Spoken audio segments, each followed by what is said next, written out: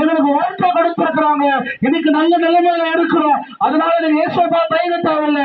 ஐயோ இயேசு கிட்ட போனா நம்ம ஏதாவது கண்டிஷன் போடுவாங்களா, இந்த மாதிரி இருக்கணும், இந்த மாதிரி இருக்கணும், இப்படி பண்ணக்கூடாது, அப்படி பண்ணக்கூடாது. இயேசு எதுவுமே சொல்வது கிடையாது.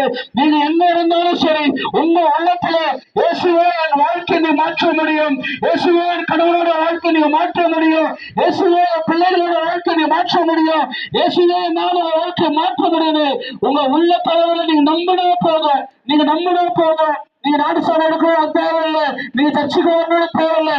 இப்போ உள்ளத்துல இயேசுவை நினைச்சு பாத்தீங்கன்னா என்ன வாழ்க்கையில என் குடும்பத்துக்கு என் தாயாருக்கு செஞ்ச அதே இயேசு, அன்னைக்கு உயிரோடு அதே இயேசு இன்னைக்கு உங்களுக்கு செய்ய வல்லமுள்ள தேவனா இருக்கிறாரு. ஐயோ இந்த நன்மை நான் போய் சொல்லணுமே, நான் பெற்ற நன்மையை போய் சொல்லணுமே, நான் அனுபவிச்ச இந்த நன்மையை நான் போய் சொல்லணுமே. என் தாயார் இந்த கிராமத்துல வருத்தப்படுறாங்களோ, என் தினசரி இந்த கிராமத்தை வருத்தப்படுறாங்கன்னு சொல்லிட்டு பல கிலோமீட்டர் நாங்க பயணம் பண்ணி இன்னைக்கு உங்களோடு கூட வந்து இயேசுவை சொல்லி கொண்டு இருக்கிறோம். நீங்க இயேசுவை கொடுத்து தயக்கப்பட தேவையில்லை. நாங்க ஒரு நாள் தயக்கப்பட்டோம். ஐயோ இவன் யாருன்னு தெரியலையே, இவன் கடவுளா என்னன்னு தெரியலையே, இவன் நம்பி எப்படி போகுதுன்னு தெரியலையே நினைச்சோம்.